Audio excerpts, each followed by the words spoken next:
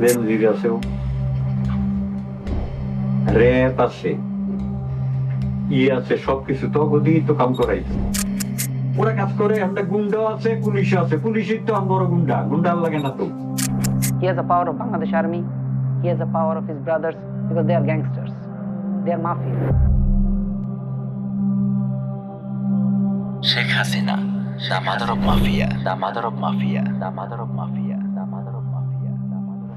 বিগত 1 ফেব্রুয়ারি 2021 আল জাজিরার investigative unit Bangladesh বিষয়ক এক চাঞ্চল্যকর ডকুমেন্টারি প্রকাশ করে, যেখানে উঠে আসে ঢাকা মাফিয়ার লোমহর্ষক সব তথ্য। চমকে ওঠে পুরো বিশ্ব। কিভাবে পুরো একটি দেশ চলে যেতে পারে মাফিয়া পরিবারের হাতে, কিভাবে একটি দেশের সেনাপ্রধান হতে পারে ভয়ঙ্কর কোনো মাফিয়া চক্রের মাস্টারমাইন্ড। আল জাজিরার এই ডকুমেন্টারি স্পষ্ট করে দেয়, কথিত গণতন্ত্রের মানসকন্যা শেখ হাসিনার আসল রূপ হল দ্য মাদার অব মাফিয়া। 1 ঘন্টার এই ডকুমেন্টারিতে উঠে আসে এমন সব মাফিয়া গ্যাংস্টারদের নাম যারা বর্তমানে গোটা বাংলাদেশকে নিয়ন্ত্রণ করছে। এই তালিকার শীর্ষে আছে প্রধানমন্ত্রী Sheikh Hasina, the mother of mafia; সেনাপ্রধান general Aziz Ahmed, the big boss of mafia gang; IGP Benazir Ahmed, mafia সিন্ডিকেটের প্রথম সারির বস; স্বরাষ্ট্রমন্ত্রী, মাফিয়া সিন্ডিকেটের প্রথম সারির বস; সেনাপ্রধানের 3 ভাই, ঠান্ডা মাথার খনি হারিস আহমেদ ওরফে মোহাম্মদ হাসান; সন্ত্রাসী আনিস আহমেদ; সন্ত্রাসী জোসেফ আহমেদ। প্রিয় দর্শক, এই ভয়ঙ্কর মাফিয়া চক্রের হাতে বন্দী বাংলাদেশ এবং বাংলাদেশের মানুষ। তবে আল জাজিরার ডকুমেন্টারিতে মাদার অব মাফিয়ার কথা উঠে এলেও একটি বিষয় আড়ালে থেকে গেছে। Who is the father of Dhaka mafia? কে নাড়ছে এই মাফিয়া চক্রের মূল কলকাঠি? এই প্রশ্নের উত্তর পেতে শেষ পর্যন্ত আমাদের সঙ্গে থাকুন। ভয়ঙ্কর ঢাকা মাফিয়া উত্থানের পটভূমি। ঢাকার মোহাম্মদপুরে বাস করত মাফিয়া মাস্টারমাইন্ড সেনাপ্রধান আজিজ আহমেদের পরিবার। আজিজ ছিল তার 5 ভাইয়ের মধ্যে দ্বিতীয়। পরিবারের আর্থিক অবস্থা অত্যন্ত খারাপ ছিল। বাবার স্বল্প আয়ে তাদের পরিবার ঠিকমতো চলত না। 1981 সালে আজিজ আহমেদ বাংলাদেশ সেনাবাহিনীতে যোগ দেয়। বাকি 4 ভাই হারিস, আনিস, জোসেফ ও টিপু ঢাকার মোহাম্মদপুরে একটি ক্রিমিনাল গ্যাং তৈরি করে। খুন, চিন্তায়, চাঁদাবাজি এবং রাজনৈতিক নেতাদের আশ্রয় প্রদান ইত্যাদি ছিল তাদের প্রধান কাজ। ঢাকার মোহাম্মদপুর এরিয়া ছিল একরকম তাদের শাসিত অঞ্চল। 1981 সালে হাসিনা বাংলাদেশে ফিরে এসে রাজনৈতিক কার্যক্রম শুরু করে। এই সময়গুলোতে আজিজ আহমেদের ভাইয়েরা আওয়ামী লীগের সঙ্গে জোটবদ্ধ হয় এবং আওয়ামী লীগ নেতাদের আশ্রয় দেয়।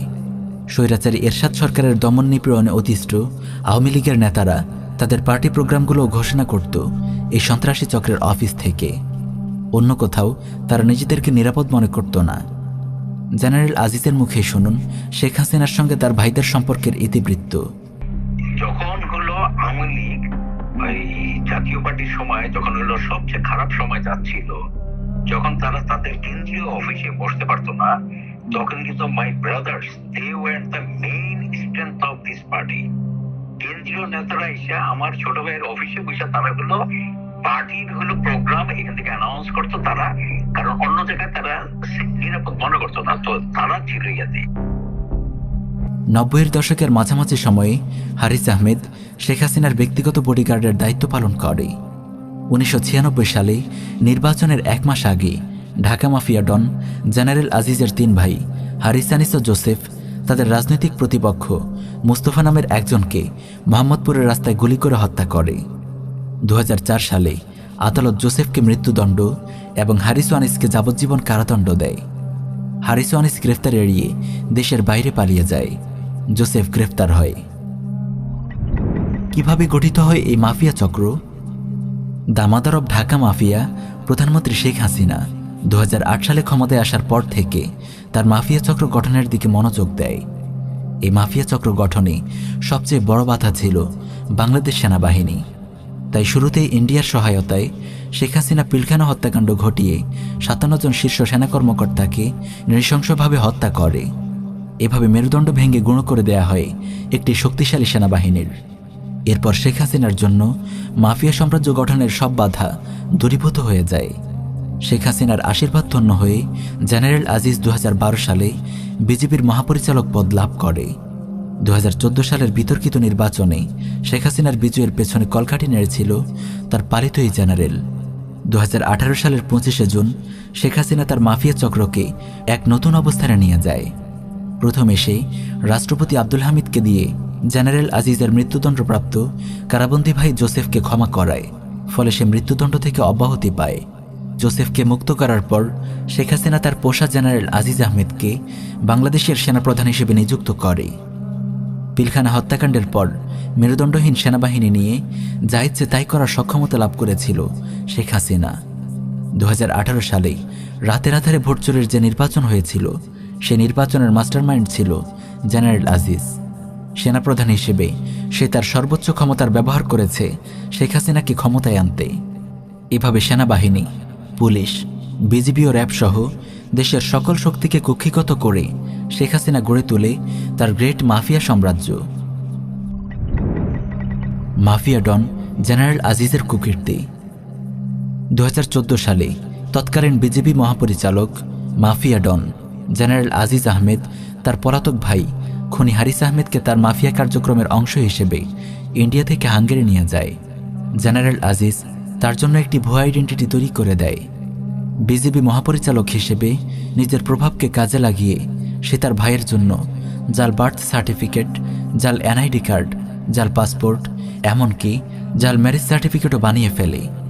খুনি হারিস আহমেদের নতুন নাম হয় মোহাম্মদ হাসান। এই নামেই খুনি হারিস আহমেদ তার মাফিয়া কার্যক্রমের অংশ হিসেবে হাঙ্গেরি ও ফ্রান্সে তার ব্যবসা শুরু করে। মাফিয়া ডন জেনারেল আজিজের সহায়তায় হাঙ্গেরিতে সে বাংলাদেশের আন্তর্জাতিক বিনিয়োগ এবং লেনদেনগুলোতে মিডলম্যান হিসেবে কাজ করে আর হাতিয়ে নেয় কোটি কোটি টাকা। জেনারেল আজিজ শেখ হাসিনার নির্দেশে বিজিবি ও সেনাবাহিনীকে একটি ভাড়াটে গুন্ডা বাহিনীতে পরিণত করে। কুখ্যাত মাফিয়া ডন জেনারেল আজিজ ভালো করেই জানে শেখ হাসিনার নির্দেশে দেশ ও দেশের মানুষের সঙ্গে যে গাদ্দারি সে করেছে, আর্মি চিফ পদ থেকে অবসর নেয়ার পর সে কোনোভাবেই আর বাংলাদেশে নিরাপদ নয়। তাই তার ভবিষ্যৎ পরিকল্পনা হলো অবসর নেয়ার পর সে ইউরোপ পালিয়ে যাবে। সেখানে তার ভাই হারিসের মাধ্যমে প্রতিষ্ঠিত বে অব বেঙ্গল কোম্পানির ডিরেক্টর জেনারেল হবে আর ইউরোপময় ঘুরে বেড়াবে। র্যাব ও পুলিশ দুটি গুন্ডা বাহিনী। এই মাফিয়া সাম্রাজ্যের অফিসিয়াল গুন্ডা বাহিনী হল র্যাব আর পুলিশ।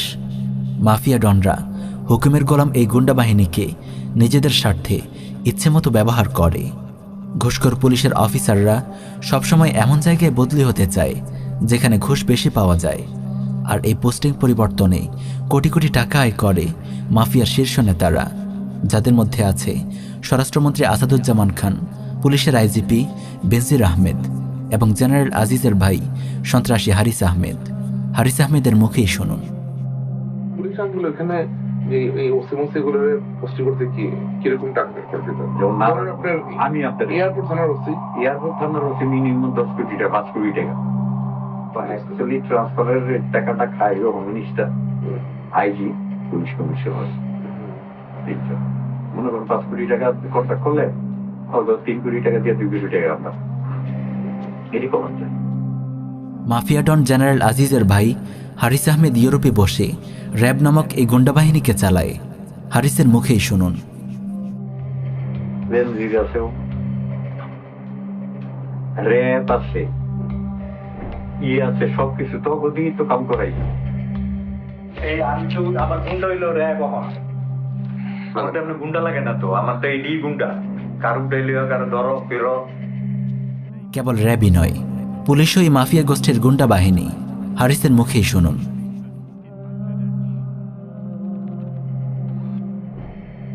ওরা কাজ করে, আমরা গুন্ডা আছে, পুলিশ আছে, পুলিশের তো বড় গুন্ডা, গুন্ডার লাগে না তো। গুন্ডা হন পুলিশ, যার পুলিশ লাইন আছে, যার প্রশাসন আছে, হ্যাঁ হন গুন্ডা। একজন পুলিশ গুন্ডার বক্তব্য আমরা এখানে নমুনা হিসেবে পেশ করছি। এই জাতির পিতার ভাস্কর্য আপনারা ভাঙেন, আপনাদের স্পর্ধা কত বড়।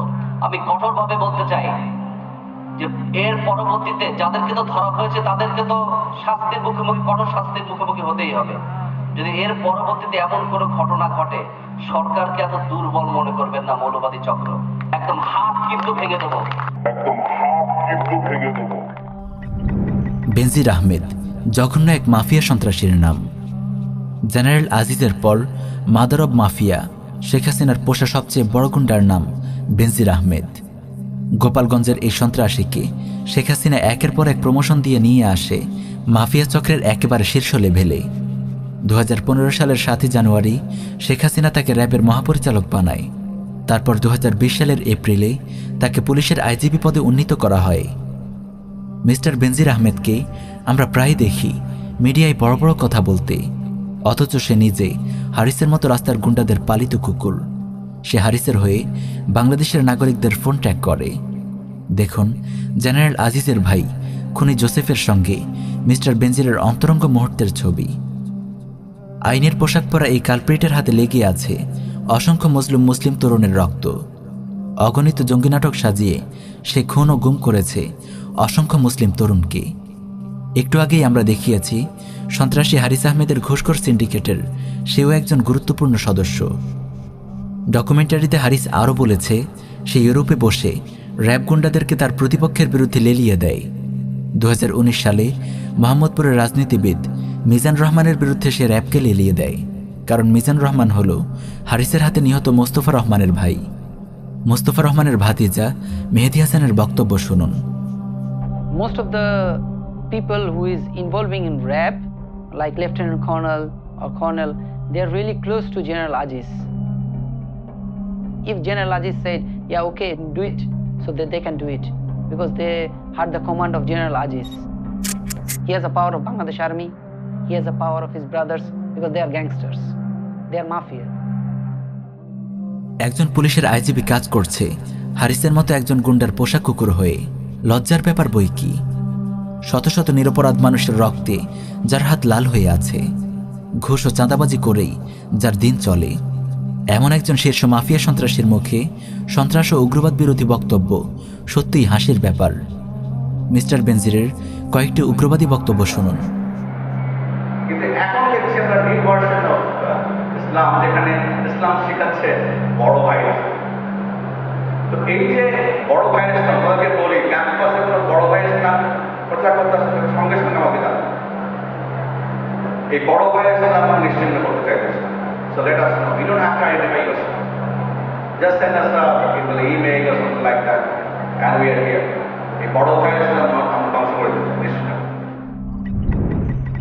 হু is the father of Dhaka mafia? আল জাজিরার ডকুমেন্টারি অনেক কিছুর পর্দা উন্মোচন করেছে। আমরা দেখেছি প্রধানমন্ত্রী পরিচয়ের আড়ালে শেখ হাসিনার আসল মুখ দ্য মাদার অব মাফিয়া। দেখেছি সেনাপ্রধানের পদে বসে থাকা গাদ্দার আজিজ আহমেদের প্রকৃত চেহারা, একজন মাফিয়া ডনকে। দেখেছি আইজিপি রূপে মিস্টার বেনজির আহমেদের আসল মুখ ঢাকা মাফিয়ার একজন বিশ্বস্ত গুন্ডাকে। আরও দেখেছি স্বরাষ্ট্রমন্ত্রী আসাদুজ্জামান খানের ঘুষ সিন্ডিকেট। কিন্তু আমরা কি ভেবে দেখেছি এই মাফিয়া সাম্রাজ্যের মূল কারিগরকে? কার ছত্রছায়ায় 1 দশকেরও কম সময়ে গড়ে উঠেছে এই নজিরবিহীন মাফিয়া সাম্রাজ্য? Who is the father of Dhaka mafia? Al Jazeera এই বিষয়টি এড়িয়ে গেলেও আমরা সেটি দেশবাসীর সামনে স্পষ্ট করে দিতে চাই। ঢাকা মাফিয়ার বর্তমান খলনায়ক হল গুজরাটের কসাই mister Narendra Modi, the father of Dhaka mafia. বাংলাদেশের অনেক মন্ত্রী এ ব্যাপারে সুস্পষ্ট ইঙ্গিত দিয়েছে। প্রধানমন্ত্রী শেখ হাসিনা বলেছে, বাংলাদেশ ও ভারতের ক্রমবর্ধমান অর্থনৈতিক নির্ভরতা আমরা আনন্দের সঙ্গে স্বীকৃতি দেই। পররাষ্ট্রমন্ত্রী আব্দুল মোমিন বলেছে, ভারত ও বাংলাদেশের সম্পর্ক স্বামী স্ত্রীর মতো। স্বরাষ্ট্রমন্ত্রী আসাদুজ্জামান খান বলেছে, ভারত আমাদের পরীক্ষিত বন্ধু। নরেন্দ্র মোদী ভারতের কুখ্যাত জঙ্গি সংগঠন আরএসএসের একজন ঝানু নেতা। 2002 সালে গুজরাটের মুখ্যমন্ত্রী থাকাকালে সে হাজার হাজার মুসলিমকে হত্যা করে। ইতিহাসে এই ঘটনা গুজরাট হত্যা নামে খ্যাত। 2014 সালে ভারতের লোকসভা নির্বাচনে রাজনৈতিক দল বিজেপি থেকে সে ভারতের প্রধানমন্ত্রী নির্বাচিত হয়। প্রধানমন্ত্রী হিসেবে দায়িত্ব গ্রহণের পর থেকেই সে নিরলসভাবে কাজ করে যাচ্ছে জঙ্গি সংগঠন আরএসএসের ড্রিম প্রজেক্ট অখণ্ড ভারতের রামরাজত্ব প্রতিষ্ঠা নিয়ে। ইতিমধ্যে সে অনেক এগিয়েছে।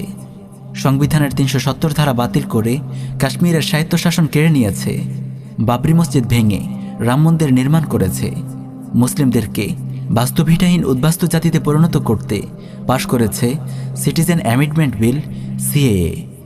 এই আইন বাস্তবায়িত হলে ভারতের মুসলিমদের পরিণতি আরাকানের মুসলিমদের চেয়েও জঘন্য হবে। অতি অল্প সময়ে তার অগ্রগতি উপমহাদেশের মুসলিমদের জন্য এক অশনি সংকেত। শেখ হাসিনাকে দিয়ে ঢাকা মাফিয়া প্রতিষ্ঠা গুজরাটের কসাই নরেন্দ্র মোদীর হিন্দুত্ববাদী এজেন্ডারই একটি গুরুত্বপূর্ণ প্রজেক্ট। ভারতের গোয়েন্দা সংস্থা র 2009 সালে বাংলাদেশের ইতিহাসের বর্বরতম হত্যাকাণ্ড ঘটায় ঢাকার পিলখানায়। হত্যা করা হয় দেশের শীর্ষ আর্মি নেতৃত্বকে, ভেঙে গুঁড়িয়ে দেয়া হয় একটি স্বাধীন দেশের সেনাবাহিনীর মেরুদণ্ড। ভারতের র আর শেখ হাসিনার যৌথ উদ্যোগে সংগঠিত এই নৃশংস হত্যাকাণ্ডই বাংলাদেশে রচনা করে একটি মাফিয়া চক্রের ভিত। 2004 সালে ক্ষমতায় আসার পর মিস্টার নরেন্দ্র মোদীর সার্বিক সহযোগিতায় শেখ হাসিনা গড়ে তোলে এই নজিরবিহীন মাফিয়া সাম্রাজ্য। প্রিয় দর্শক, আপনারা জানেন মরণফাঁদ ফারাক্কা, সীমান্ত হত্যা, টিপাইমুখ বাঁধ সহ বিভিন্ন ইস্যুতে ভারতের হিন্দুত্ববাদী সরকার বাংলাদেশের মানুষের ওপর নানানভাবে জুলুম করে আসছে।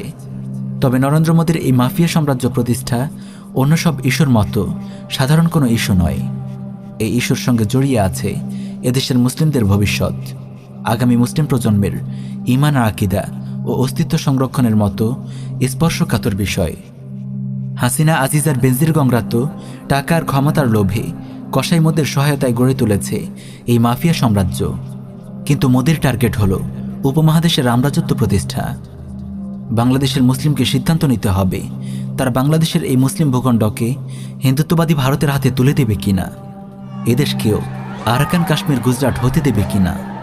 তাই এই মাফিয়া সাম্রাজ্যকে ভেঙে টুকরো টুকরো করতে হলে মুসলিমদেরকে প্রস্তুতি নিতে হবে এখনই।